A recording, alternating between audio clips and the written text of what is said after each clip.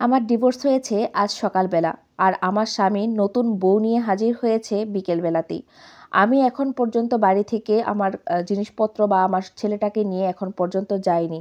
আমার সব কিছু গোছগাছ করা হচ্ছিল, কি কি আমার সাথে দিয়ে দিবে, কি কি দিবে না, এই সব কিছু গোছগাছ করছিল শ্বশুরবাড়ির লোকজন। শুনলাম আমার ননাস নাকি তার প্রাক্তনের সাথে তাকে বিয়ে দিয়েছে। আমার ছেলের বয়স 2.5 বছর। আমাদের সংসারটা খুবই ভালো ছিল। এতদিন কেন যে আমাদের আসলে ডিভোর্সটা হয়ে গেল, আমি আসলে কারণটা ধরতে পারছিলাম না।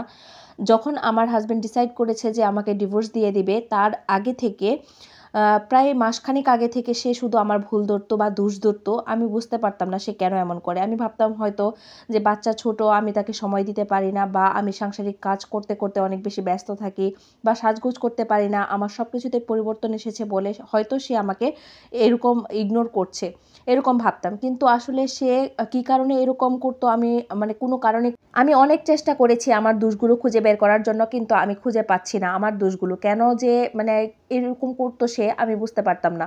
তো হঠাৎ করে 1 মাস পর সে আমাকে বলল যে তোমার সাথে আমার আর ওয়ার্কআউট করছে না, তোমাকে আমি ছেড়ে দিতে চাই, আমি তোমার সাথে সংসার করতে পারবো না। কারণ হচ্ছে তোমার মাঝে আমি যে গুণগুলো খুঁজি বা যেগুলো খুঁজি সেগুলো আসলে পাচ্ছি না, সেই জন্য আমি তোমাকে ছেড়ে দিতে চাই। তখন আমি তাকে অনেক বোঝানোর চেষ্টা করলাম, পায়ে পর্যন্ত ধরেছি, শাশুড়ির পায়ে পর্যন্ত ধরেছি, ননাসের পা পর্যন্ত ধরেছি, যাতে করে আমাকে এই বাড়িতে ঠাঁই দেয়, কারণ আমার একটা সন্তান হয়েছে।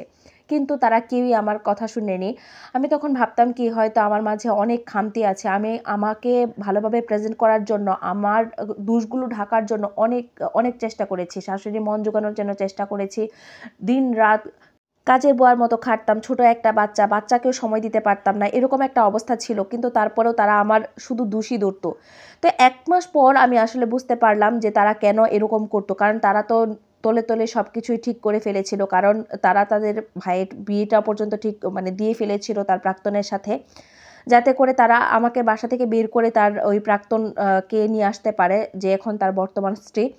তো আমি অনেক কান্নাকাটি করেছি, আমাকে যেন ডিভোর্সটা না দেয়, আমাকে যেন ছেড়ে না দেয় সেই জন্য। তো তারপরেও সে আমাকে কোনোভাবেই ঠাঁই দিল না তার জীবনে, সে আমাকে বের করে দিল। যাওয়ার আগে যখন এই দৃশ্যটা দেখলাম যে আমার স্বামী অন্য একটা মেয়েকে নিয়ে ঢুকছে, আর ওই মেয়েটা ছিল আমার বাবার বাড়ির পাশে বাড়ির। আর ওখানেও ছিল আমার স্বামীর হচ্ছে মামার বাড়ি। তো ও ওখানে যেত, ওখানে যাওয়ার সুবাদে তার ওখানে পরিচিত হয়েছে। তো যাই হোক, সেইভাবেই আসলে আমি ওখান থেকে বের হয়ে আসি এক কাপড়েই, কোনো জিনিসপত্র না নিয়েই। কারণ আমি যখন এই জিনিসটা দেখছিলাম যে আমার বেনারসি পরে, আমার ব্লাউজ পরে, আমার বিয়ের ওড়না পরে, আমার গহনা পরে আমার সতীন বাসায় ঢুকেছে, আমার স্বামীর হাত ধরে সে ঘুরছে ফিরছে, তখন না আর কোনো জিনিস আনার আমার ইচ্ছে হয়নি। তখন আমি সব কিছু ফেলে দিয়ে চলে আসলাম। বাসায় এসে না খেয়ে না নিয়ে সারাক্ষণ শুধু কান্নাকাটি করতাম। কারণ আমার জীবনের সবচেয়ে আপনজন চেয়েছিল আমার স্বামী। সেই মানুষটা এখন অন্য একজনের সাথে সবকিছুই শেয়ার করছে। আমার জায়গাটা সে দখল করে ফেলেছে। আমার সাজানো গোছানো সংসারটা সে দখল করে নিয়েছে। সেটা আমি মেনে নিতে পারছিলাম না। আমাকে আমার বাড়ির লোকজন, আত্মীয়স্বজন, পাড়া প্রতিবেশী সবাই অনেক বেশি বোঝাতো, যে যাতে করে আমি নিজেকে গুটিয়ে নেই। কারণ হচ্ছে আমার একটা ছেলে আছে, ছেলের জন্য আমার সবকিছু ঠিকঠাক করতে হবে, আমার সবকিছু চেঞ্জ করতে হবে, আমার ছেলেকে মানুষ করতে হবে, এরকম সবাই বোঝাতো। কিন্তু আমি তখনও না কেমন জানি একটা ঘোরের মধ্যে ছিলাম। সবসময় খালি আমার হাসব্যান্ডকে নিয়েই চিন্তা করতাম। কিন্তু আমার আসলে আমি এমনটাই হয়ে গিয়েছিলাম যে আমার ছেলের কথা আমার মাথায়ই থাকতো না। কিন্তু একদিন হঠাৎ করে দেখলাম যে তার বিয়ের ১-১.৫ মাস পর, মানে আমি তার বাসা থেকে বের হয়ে আসার ১-১.৫ মাস পর সে তার মামার বাড়িতে বেড়াতে এসেছে। তবুও সে আমার বাড়ির উপর দিয়ে যাচ্ছে, আমি সেটা দেখেছি। কারণ হচ্ছে জানলার পাশে বসা ছিলাম। সে যখন যাচ্ছিল তখন আমি দেখেছি ওরা দুইজন দুজনের হাত ধরে যাচ্ছিল। এই জিনিসটা দেখে না আমি নিজেকে মানে একদমই কন্ট্রোল করতে পারছিলাম না। কারণ এই জায়গায় এই হাতটা ধরার কথা ছিল আমার। কিন্তু সেই জায়গায় আরেকটা মেয়ে ধরে আছে।